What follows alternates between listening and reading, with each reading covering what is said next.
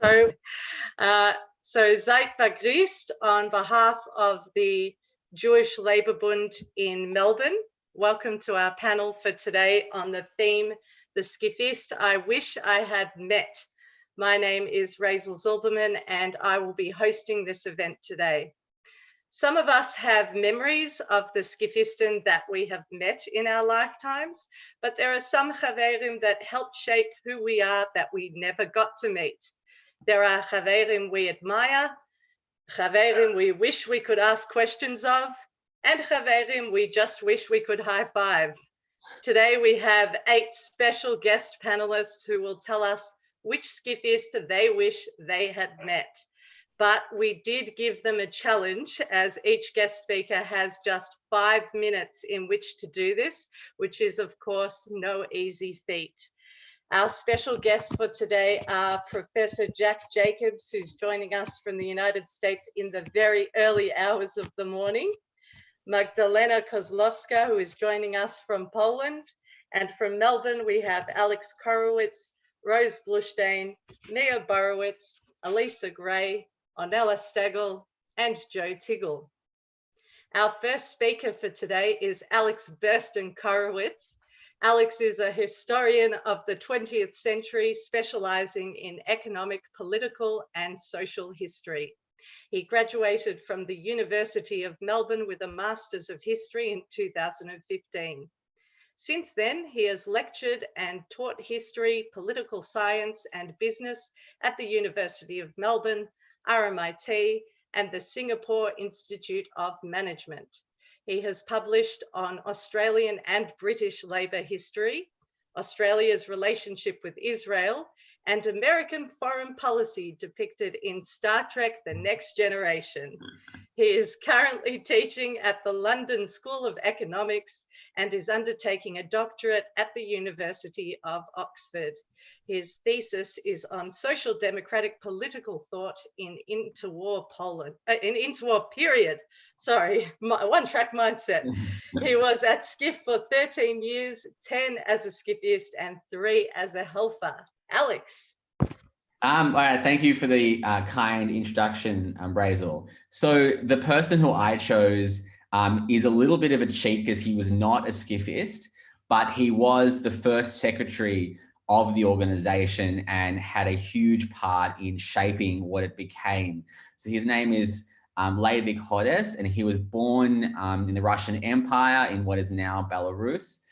And he moved to Vilna in 1908, where he became a teacher, and that's, I think, where he joined the Bund.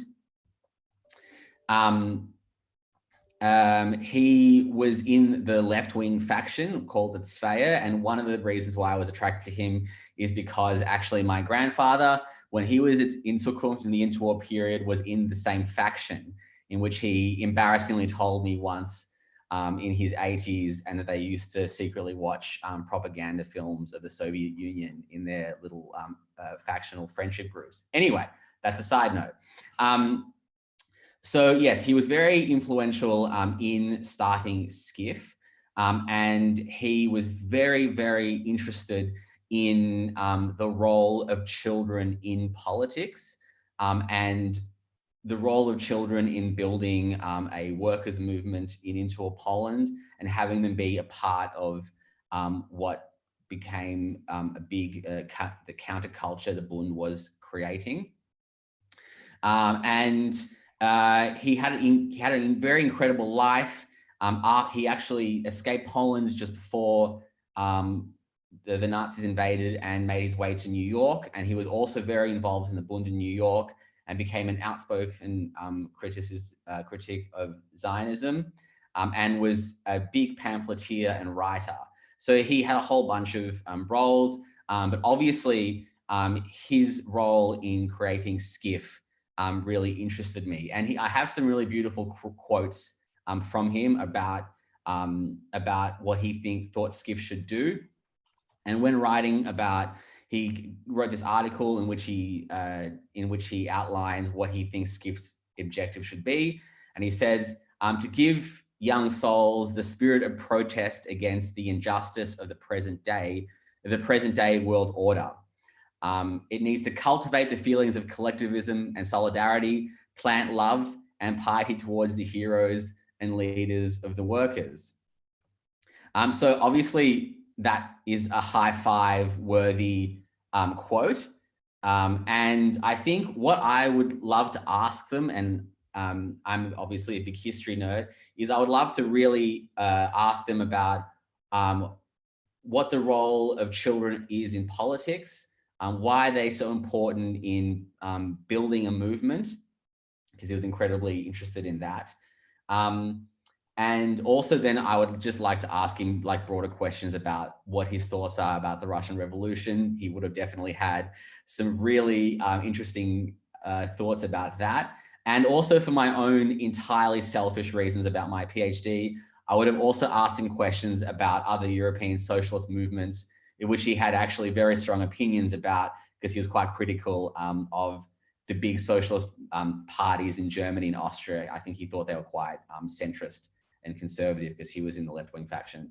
So I think he is an incredible character. I think my 5 minutes is almost up, but I will leave you with a beautiful quote that he wrote after the war. And he said that the idea of the Bund is a deeper belief in people. So that's a person who I would like to meet. Thank you, Alex. So Shanam Dunk. Lovely to hear about Levi Cottis for sure. Our second speaker for today is Ornella Stagel, OAM. Ornella grew up with the Bund and SKIF. Her parents were pre-war Bundisten in Warsaw, then Russia, where Ornella was born, and finally Melbourne in 1948. She became a SKIFist in 1954 and a Helfer in the early 60s.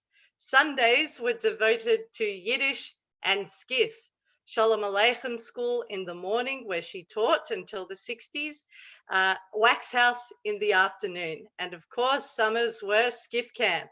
She married Brian, her husband, 50 years ago, and they have been involved in labor, health, and community politics, and the dream of socialism ever since. Ornella.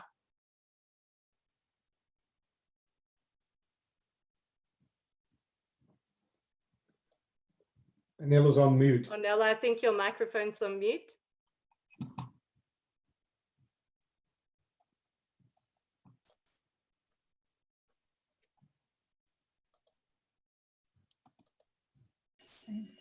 Okay, are we right now? No. Perfect.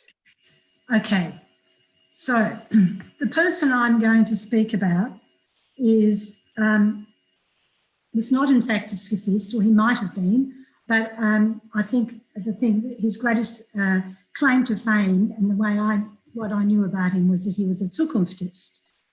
Now, I was born into the Bund as and SKIF, and I grew up with this history. But a little part of the history that belonged to my uncle, Hein Kirchensweig. He is a SKIFist I want to ask questions of. I did know him, but he died when I was 7. So that's him on his bike. Next is a picture of, as many of you will recognise, Henrik Ehrlich, who was the leader of the Bund at a 1933 May Day demonstration in Warsaw. Chaim is standing just to our right of him, just at the bottom of his sleeve, or so family legend has it, most likely as a bodyguard. Chaim, born in Warsaw, was 22 at the time, and he was a Vizekommandant of the Zukunftssturm, the Bund militia, protecting Jews against anti-Semitism. In 1929, he rode his bicycle through mountainous country to rescue the leader of the Zukunftssturm, Bernhard Goldstein, from an assassination attempt.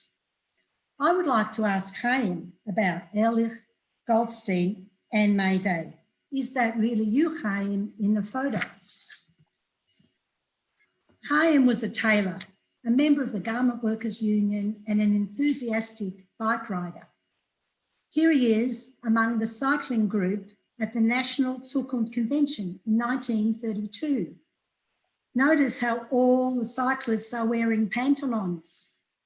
Chaim would regularly cycle from Warsaw to Lodz and back as a courier for Zukunft.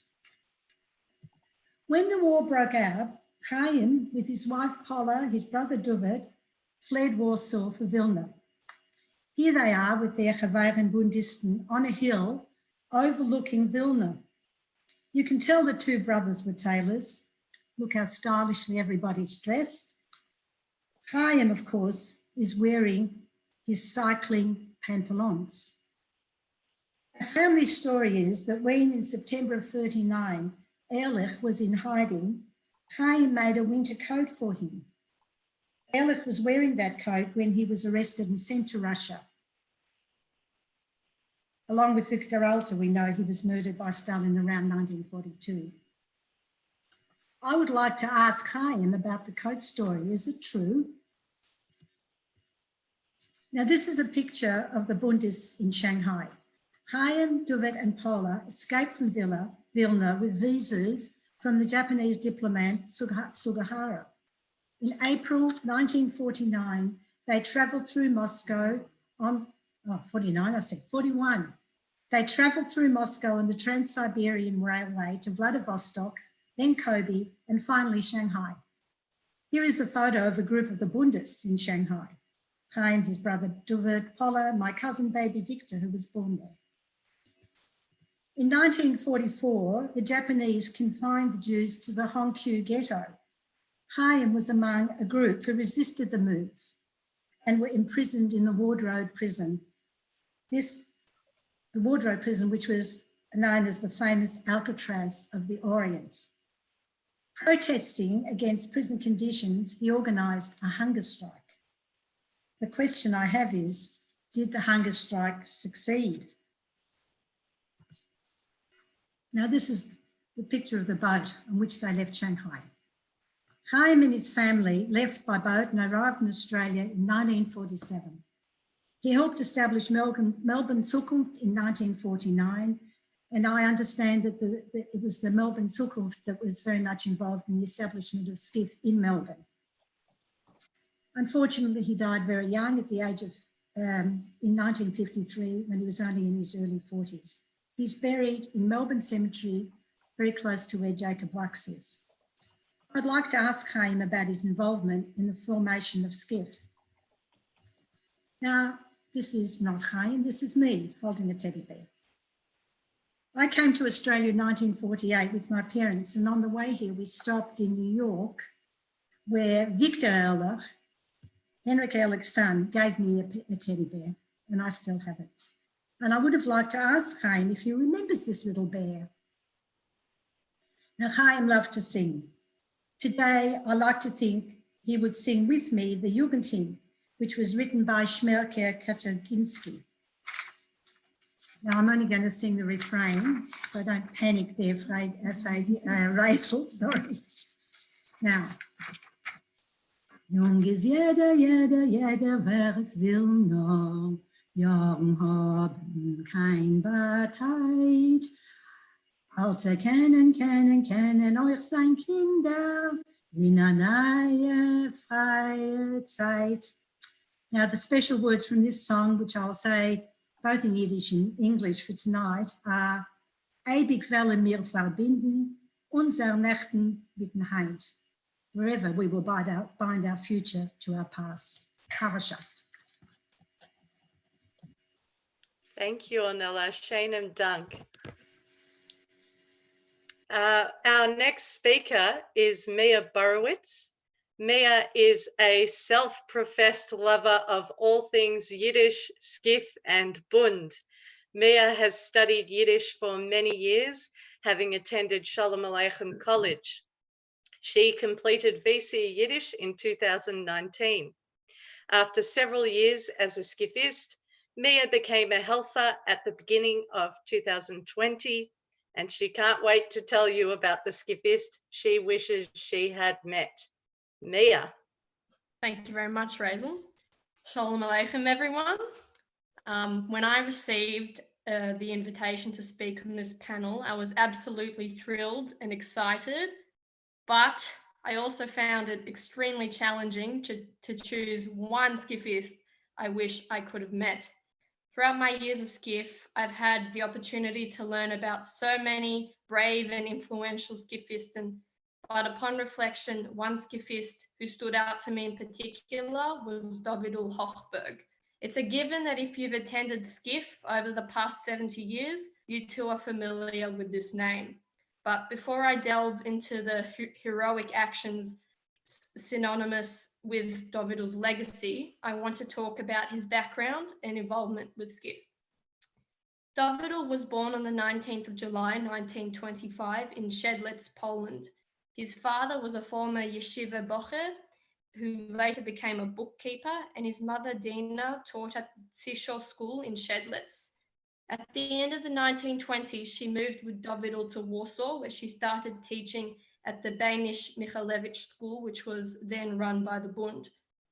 I see many parallels between Davidul's sense of character as well as his upbringing and my own. Like myself, Davidul attended a secular Jewish primary school and was considered to be outgoing and intelligent, athletic, as well as serious and strong-willed. He was involved with the Bund from a very young age, and similar to Habbo's attempts in recruiting myself, Davidul was also approached by several Zionist groups. However, these attempts to lure Davidul to the other side were futile. He was a staunch SKIFist with an inviolable dedication to the Bund's ideals. His embodiment of Chavashaft was exemplified by a small act of kindness during a Kreis Week trip to the movies. The story goes that there weren't enough seats in the movie theatre, so Davidul let Simcha burst and sit on his lap.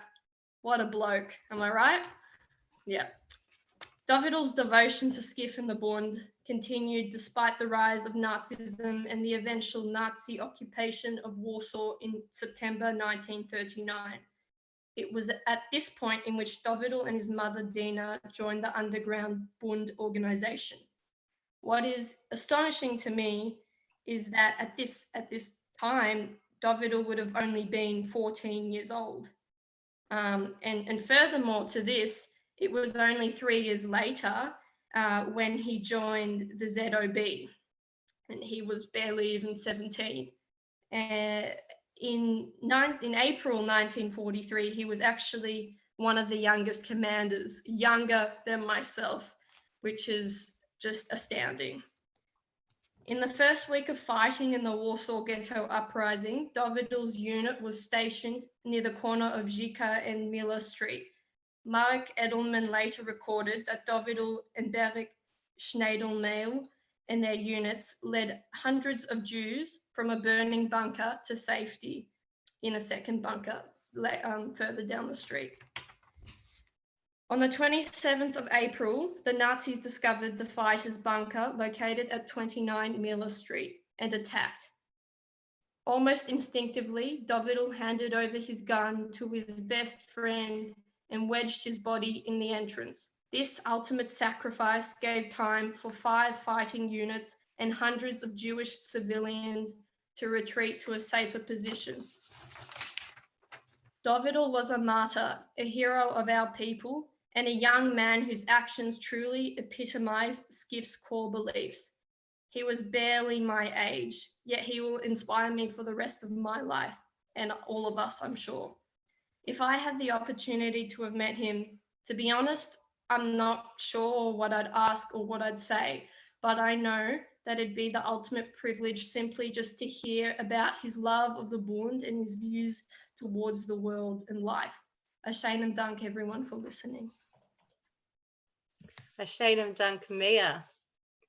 Our next speaker, Rose Blustein, has held positions in a number of government and public libraries for over 35 years.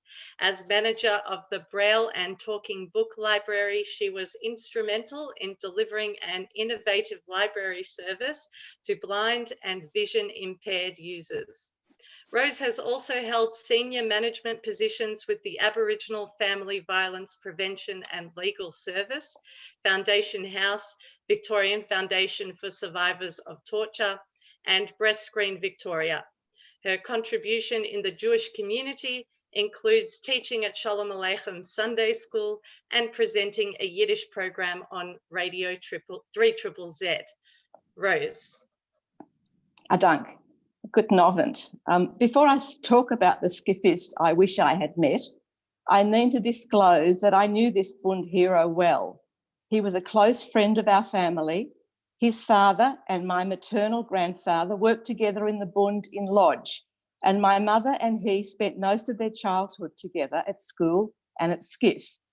I am, of course, talking about Bonner Wiener, a man larger than life to a small child. As I grew to know him as an adult, I began to appreciate the impact he must have had as a youth and young man in pre-war Poland and then during the terrible war years. Simcha Binem Wiener, known to all of us as Bonner, was born in Lodz in 1920 to a middle-class Bundes family. He was a member of SKIF from an early age and was committed to the socialist ideals of the Bund and the advancement of the Yiddish language. He attended the Bundist Madam Secular Jewish School and a Jewish technical college where he learnt metalwork. He was 9 years old when he joined SKIF. He was later elected to the SKIF board and became its president. He was taught to believe in peace and justice for all and friendship between people. When the Germans invaded Lodz in September 1939, Bonner and his parents were incarcerated in the Lodz ghetto. Bonner's brother Pincher had been conscripted into the Polish army. He soon became a leader of the Bundist underground movement. He secretly kept half a radio receiver in a canteen. The other half was hidden in the inner canteen of his good friend, Abraham Goldberg, and he listened to the illegal BBC radio. When the ghetto was liquidated in August 1944, Bonner was one of the 800 who were required to remain behind, as his metalworking skills were deemed vital to the Nazis. Bonner, however, refused to abandon his Aunt Clara, his last remaining relative in the ghetto.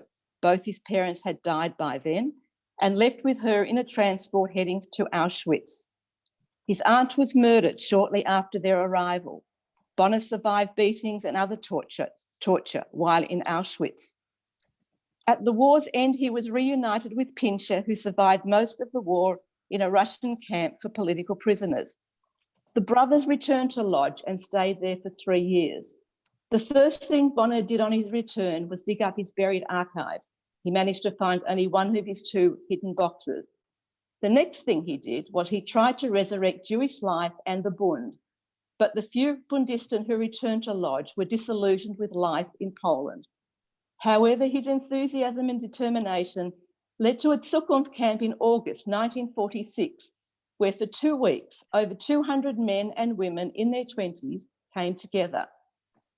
Bonner's efforts to rebuild Jewish life in Poland came to an abrupt end when the communists gained control and demanded that the Bund and other socialist parties give up their identities. It was time to get out. Bonner and Pincher escaped to Germany and, assisted by the International Refugee Organization, migrated to Australia in 1950, where the brothers worked on the Snowy Mountains scheme. Bonner's fighting spirit and commitment to the ideals of Bund never left him. Not long after his arrival in Melbourne, he became involved in communal life. He was the secretary of the Bund from 1954 to 58 and later its president. He also became an active member of the Australian Labor Party. Among other achievements was his strong support to free Soviet Jews. From 1960 to 1970, he was a member of the Board of Jewish Welfare, now called Jewish Care. He was president of the Kadima and co-founded the Jewish Holocaust Museum. He was also heavily involved in the establishment of the Shalom Aleichem Day School. Bonner was everyone's friend, a close friend to hundreds of people. His friends remember him as a man of passion and conviction, who sometimes let his emotions overrule his judgment. To me, he was a true hero. Adank. A shame of Dank, Rose. I think we could have a whole category of the people we wish we had met when they were SKIFisted. Definitely Bonner would fall into that category. Our next speaker is Joe Tiggle. Joe has a history of contribution in various roles within Melbourne's Yiddish organisations, including the Kadima, Shalom Aleichem College, and the Jewish Labour Bund. Joe is the Vice President of the Kadima and has been involved with the Kadima in a variety of roles for many years. Joe's father, Shia, was a stalwart of Yiddish theatre with the David Herman Theater. Joe has continued in this tradition and has performed on the Yiddish stage in a variety of roles. Joe is co-chair of the In One Voice Festival, which is co-presented by the Kadima and SKIF. Joe was a SKIFist and a helper at SKIF in Melbourne, and he's a member of the Jewish Labour Bund. Joe. Thank you, Rosal. That's quite the resume, and appreciate the introduction. And dare I say, says Amos Machaya dort zu sein, and an honour to boot. So the SKIFist that I would have loved to have met is Marek Edelman. And I'm going to go a different path with Marek and not necessarily talk about his heroic involvement in the Ghetto Aufstand during the Warsaw Ghetto uprising, but more about why he inspired me as a SKIFist and some of the things that I would have liked to learn from him. So in history, you sometimes look back over the fence that came before you, or the area, the space that came before you. And when I was growing up as a SKIFist, as Marek Edelman did, I was imbued with the spirit of Zusammenbauen unserer Kinderrepublik. That was the thing that inspired me as a SKIFist, and it was drummed into me that we are joining something as a collective where we're going to take on the world. And certainly the world for young Marek Edelman as an 18 to 20-year-old, because his actual date of birth, if you look at different sources, suggests he was born somewhere between 1919 and 1921. So as an 18 to 20-year-old, we all know that his world turned upside down. He was a very active member of SKIF. He went through the sort of maturing process as a SKIFist, then to Zukunft and onto the Bund. Again, very similar to my journeys a few decades later. And he was schooled in a vision for a socialist world that stood for the worker, that stood for justice, and faced the evil winds with pride and with strength. As a young Bundist, he was quoted as saying that Bundisten warten nicht auf Mashiach. They're not going to wait for the Messiah to make the world a better place. They're going to do it themselves. They're going to take it on. So as the war enveloped Poland in 1939, and a young Marek Edelman was forced into a corner of the ghetto that was originally designed for about 20,000 inhabitants and was then filled to nearly 450,000. One can only imagine what that fear, uncertainty, the question around fate would have meant for individuals. So my question to Marek would have been, how do you consider and make life choices amongst such poor ones that are obvious to you, where you don't have a warm home to run back to, parents' arms to secure you, the sorts of comforts that we take, especially when we look at a world that challenges us, we can run home and be secured. What was that like for someone as a young person to have to galvanize his friends and then take on the world? And so we know that he was very active during the Aufstand, his role in the ZOB, and the fact that he was one of the very few that survived the uprising and went on to live a long, fulfilling life in Poland with further challenges after the war. But where we all know Marek to be a hero was that as all was dying around him and the Germans were looking to liquidate the ghetto, in his words, after all, humanity had agreed that dying with arms was more beautiful than without arms. All it was about ultimately was that we not just let them slaughter us when our turn came, it was only a choice as to the manner of dying. And again, we know against the odds that dying was the most obvious outcome, but they did it with defiance. And they wouldn't let the Nazis defeat them without showing their pride and dignity through that process.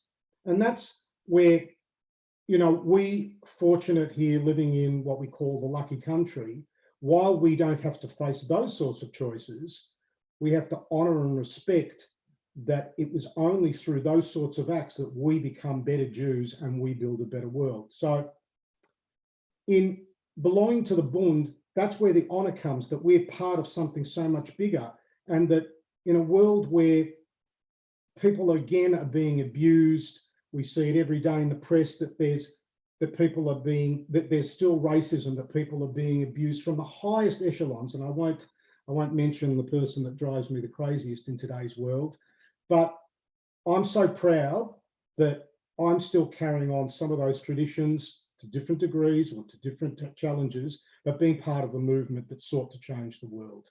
And in finishing, there's one comment that Mark Edelman made, and again, if it's a mantra for my life, I would certainly love to adopt it, and that is, hate is easy, but love requires effort. Hashanim Dank Mekadeshaft. Hashanim Dank, Yossel. It gives me great pleasure to welcome our next speaker to her first ever event with the Jewish Labour Bund in Melbourne, Magdalena Kozlowska. Magdalena holds a PhD in Jewish studies. Her dissertation investigated the role of the Zukunft organization among Jewish youth in interwar Poland. She holds an MA from Jagiellonian University's program in Jewish studies and an MA in cultural studies from the same university. She has been awarded several scholarships, among others by YIVO Institute of Jewish Research and Vilnius University. Her scholarly interests range from the history of the Bund to the question of Orientalization and the problems of modern Israel.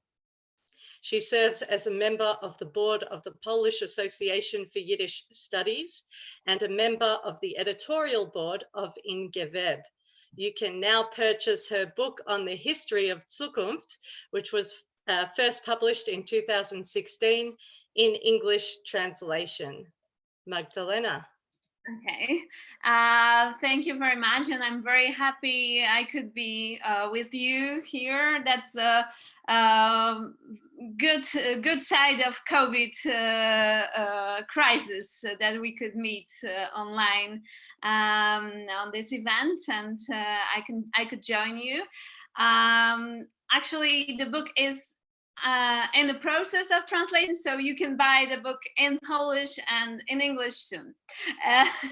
So I'm glad I didn't choose Marek Edelman. That was my first choice, but then I thought, okay, maybe I should choose someone who also was linked with Australia. So I actually chose a person who I met, but I'm not the only one who did so I'm happy. I chose Yossel Bergner, a painter who for some time was living in Australia and then moved to Israel and passed away sadly some time ago, a couple of years ago, and I had a great privilege to talk to him a couple of times, but I wish I could speak to him more. So I will tell you now about him and maybe the role of art in raising important social issues. So another approach we could take as the followers of SKIFists. So Yossel Bergner was born in 1920 in Vienna as the son of the great Yiddish poet Melech Ravitch and the singer Fanny Herrstein. But then they moved with their family to Poland, to Warsaw. And Yossel Bergner, actually his real name was Vladimir Yossel Bergner, but then he himself chose to use only Yosel because he felt so much connected with Goles that he didn't want to use the international Vladimir name. So they moved to Warsaw, and they lived in Warsaw till 1937, when they moved to Melbourne. He was attending Yiddish Volksschule, like most of the folks we were talking about. And then he was a SKIFist and Zukunfist, and it had a great impact on his future life and on his view on society, on his worldview. As a young adult, he was portraying misfits, and still living in Poland, he was drawing people who were not really fitting to the society as the society would like to see them. When he moved to Australia in 1937, he pursued his painting career. And he actually made a change in a painting movement in Australia, portraying labor workers and indigenous people, which was something very uncommon at the time. Later he moved on to Israel, and with his wife in 1950. He wasn't that well recognized in Israel until the 80s because his works weren't very Zionistic, and they weren't that easy to digest. It's not something you would like to have in your living room. It's more of an art of a symbolic paintings that make you think about problems of life, inspired by Kafka, by Goya. That's his impact on the change, I think.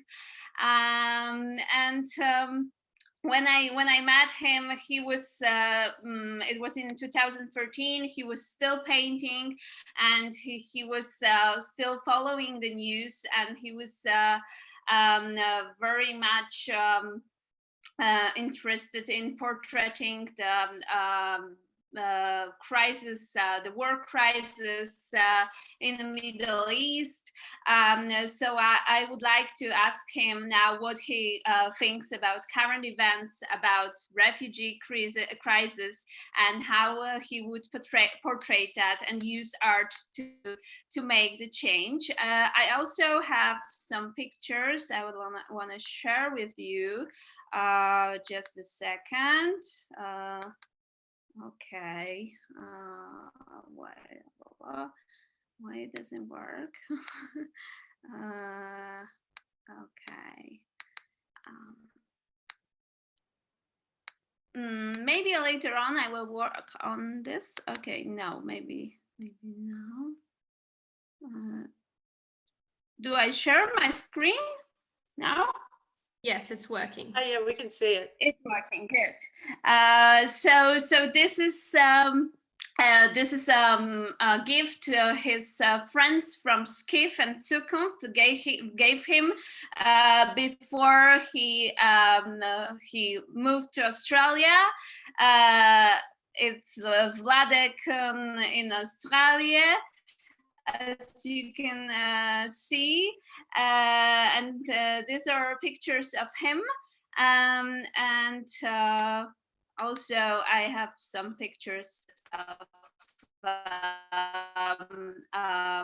camp in Kuzmir in 1935, and you can see, and also the SKIFist Republic in 1947. So you can copycat that if you'd like. I can provide you the map. Thank you so much. Shane and Doug Magda, I definitely want a copy of those pictures. We'll talk. Our next speaker is very excited to share with you the SKIFist she wishes she had met. Elisa Gray started in SKIF in 1973 and stayed until 1987 as a SKIFist, Helfer and Vorsitzerin, and some might say she's never left. She is an alumnus of the Shalom Aleichem Sunday School and taught there in her late teens and early 20s. Elisa taught Yiddish and Jewish studies at Shalom Aleichem College for 14 years and has been co-directing school productions there for 20 years. She has performed in Yiddish theatre her whole life since the age of 8, including in Melbourne, Sydney, Canberra, Montreal, and New York. Elisa is a card-carrying Bundist. Elisa. Wow, thank you. That was epic. And thanks for having me on this panel. I'm very excited to be in such amazing company. The SKIFist that I would love to have met is Asya Big. She was born in Vilna, the younger of 2 daughters, in a secular family, and her father wanted her to have a secular Jewish education. So he sent her to a Jewish public school for both primary and high school. Though academic success came very easily to her, her attitude to her studies was always very deep and serious, and she really loved school and was popular amongst students and teachers alike. She went to SKIF as a child until she was 16 and then on to Jugendbund and Zukunft. And this is where her life's ideologies were formed. She was completely enmeshed in the workers' movement from a very young age. She was recognised also as an extremely hard worker and massive contributor, and she considered the members of the Bund her family. When the terrors began in 1939 and they were arresting big machas in the Bund, and she was in the mix there, and it's reported that she never let go of the flag that she was carrying, her Bund flag. But now it meant that the work had to be conducted really in secret, and it was more needed and more desperate than ever. So she continued to work tirelessly, teaching the ideology to young children and teenagers. And when they moved into the Vilna ghetto, she was one of the most prolific and active in the underground Bund. When the ghetto was to be liquidated, they had one last Bund conference to discuss what they wanted to do, who was going to go to join the partisans, who was going to do this, who was going to do that. And Asya and 4 of her friends escaped via the sewers to the German side, where they became separated into 2 groups to find initial hiding places. Avrom Chvoinik, Yankiv Kaplan and Asya were surrounded all of a sudden by Gestapo, and the 3 of them just started to shoot. They had weapons and they were going to use them. And one of the members from the other group that they got separated from, Yosef Musnik, watched from the distance in horror. But they did manage to shoot and kill Max Gross, who was a Gestapo research officer who specialised in partisan affairs. But obviously they were overrun, and the 3 of them were arrested and were tortured for the next 24 hours. The next day, which was September the 24th, 1943, the last Jews of Vilna were assembled and forced to watch as the gallows were built. And despite the fact that they'd obviously been tortured, one of the onlookers reported that Asya actually smiled to the crowd and shook her head as she was brought in, and they were hanged, and Asya's last words were "Lang soll leben der Sozialismus," long live socialism. And she died after a few minutes, reportedly with a smile on her face that unnerved her murderers. She was 21. So I knew who Asia Big was from the time I was 8. And when I was growing up in SKIF, we learned about many amazing Bund heroes who were prepared to, and some did, die. They laid down their lives for the cause. And this always made us feel really important because so many of them were so young, which meant that we could be that, we could do that, we could believe that.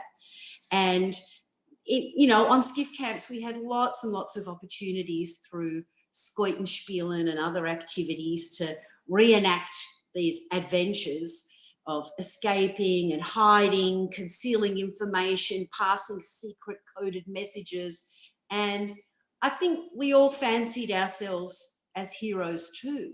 I really thought at the time that if I were in the same situation, I would do what they did. But I don't know if I would. And that's lucky for me because I live in safety and I have never been put in that position. So hopefully I'll never find out. I've never had to lay down my life for my ideology. So if I had the chance to sit with Asia Big and talk to her, I would just want to be in her presence and feel and understand the depths of her beliefs and the courage of her convictions, and just to be in her aura, in her energy. That would be my wish. Ashainam Danka, Lisa. We have left a very special international guest until last. Professor Jack Jacobs, as I mentioned earlier, is joining us in the very early hours of the morning from the United States, and we're very grateful. Jack Jacobs is Professor of Political Science at John Jay College and the CUNY Graduate Center. He received a PhD from Columbia University and was an assistant professor of political science at Columbia before coming to John Jay.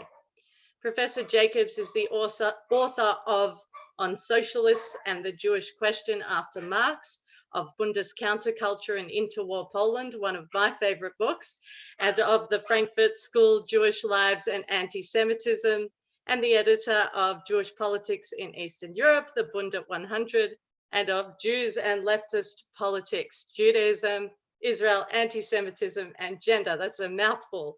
He has delivered academic lectures all over the world, including in Australia. Professor Jacobs was a Fulbright research scholar at Tel Aviv University, a visiting scholar at the Shimon Dubnov Institute for Jüdische Geschichte und Kultur at Leipzig University, the Workman Circle Dr. Emanuel Pat visiting professor at the YIVO Institute for Jewish Research, and was also a Fulbright scholar at Vilnius University.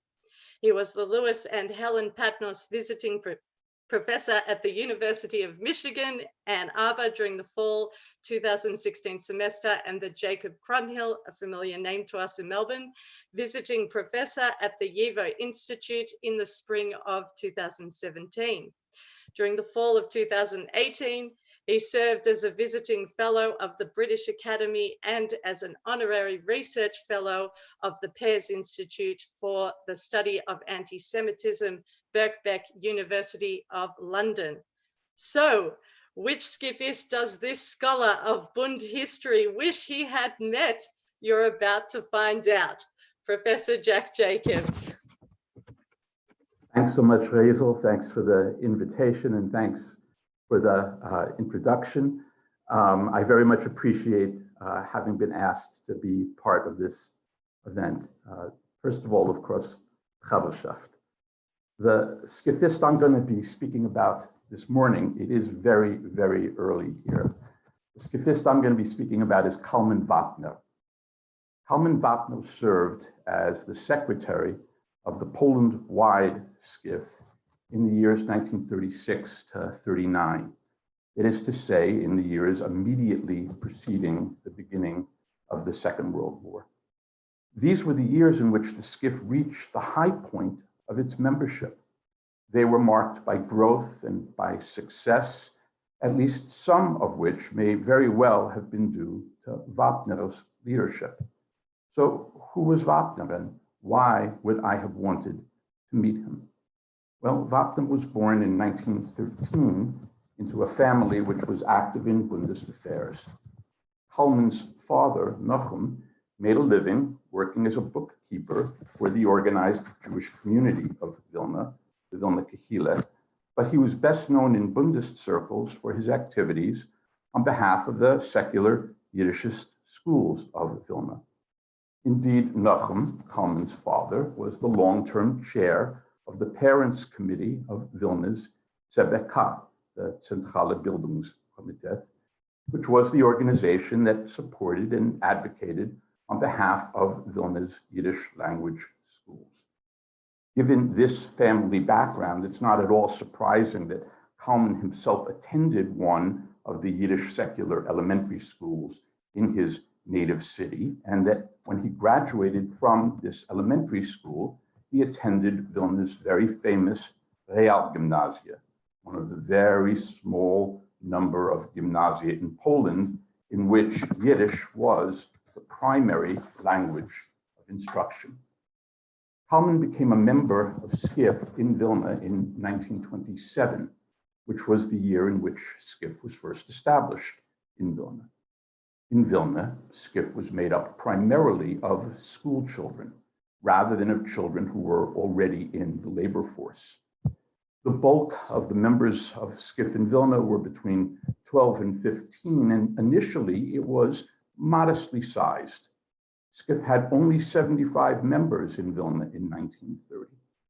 Kalman was an activist within the local branch of SKIF from the time that he became a member, and he ultimately became a Kreisführer.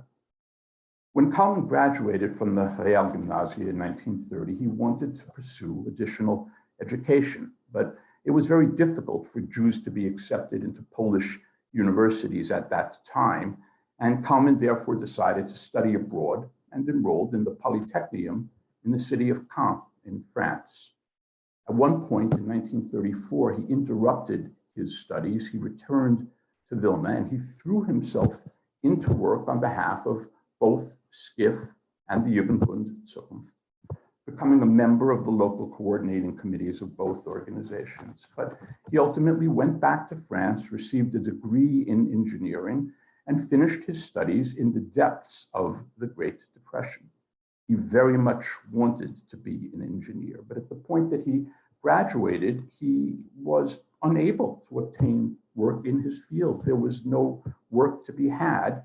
And his friends in the movement, the leaders of the movement, asked him to become secretary of the Poland-wide SKIF. This was a position he took over from Emanuel Pat. Wapner was widely acknowledged to be highly qualified for the job and extraordinarily good at it. He knew a great deal about socialist-oriented studies on working with children. He was a very responsible person. He was devoted to the movement, mit Leben, like we used to say. He was very conscientious. And with Wapner as secretary, SKIF blossomed. SKIF had had something like 3,400 members in 102 local groups in 1931. By the summer of 1939, it had more than 10,000 members in 154 groups throughout Poland. Wapner, who was co-editor of the SKIF's journal, Chaverschaft, and was busy with any number of other projects, considered the Poland-wide SKIF summer camp, which he organized in 1937 and of which he was director, to be one of the high points of his work, and that summer camp was an enormous success. So if I had had a chance to meet Wapner, what would I have asked him? Well, I would have been very interested in how he hoped to continue to expand SKIF.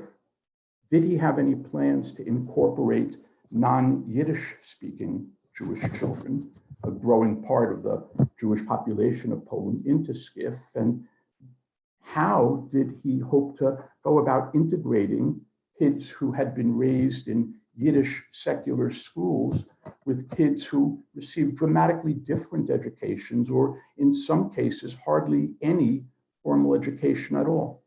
In other words, what I would have wanted to know from the man who was doing it is, so Kalman, how do you explain the success of SKIF, and what do you hope to accomplish down the line? But of course, I never did have a chance to meet Wapner. I'm proud and delighted to say that I knew a couple of the other people who we've spoken about so far in this event, but no, not Wapner, because at the time of the German invasion of Poland, Wapner, who by that point was married, he left Warsaw together with his spouse. He fled east. He made it as far as Vilna. He moved into his parents' home, where he immediately established that home as one of the centers of the underground Bundist youth movement. When the Soviets occupied Vilna in the summer of 40 and began arresting Bundist leaders, Wapner escaped, first to Kovne in independent Lithuania, and later to Riga in Latvia. The Jewish Labor Committee, which was based in New York, succeeded in obtaining entry visas to the US for specific Bundist refugees. And Kalman hoped that he would be able to arrange the necessary paperwork to leave Europe and travel to America while he was in Riga, but he did not succeed. Time ran out. Neither he nor his spouse, Enya, survived the war. But Kalman's great work on behalf of the pre-war SKIF remained widely admired among all those who knew him, and should be a point of pride among SKIFisten today. Dank und Gewerkschaft. Schönem herzlichen Dank, Yankel. From our panelists here today, we have heard about a wonderful mix of individuals and perspectives that all help shape a long history of SKIF, and the individuals who helped make up this movement, not just within their time, but as Professor Jacobs has alluded to, but with the impact they have made on the individuals who came after them. And although we can't meet these individuals in person, we can continue to learn about these individuals, to read about them, and to tell their stories, as we have this evening, or this morning for Professor Jacobs, and in the middle of the day for Magdalena. Schönen Dank to our speakers this evening who shared their thoughts, knowledge, and time with us. And we also thank everyone who has joined us watching from home. Feel free to let us know in the comments on our YouTube page which SKIFist you wish you had met. We would really like to know. Until next time, wir wünschen euch all das Gutes. Lass mir sich treffen auf Simches und mit Chaverschaft.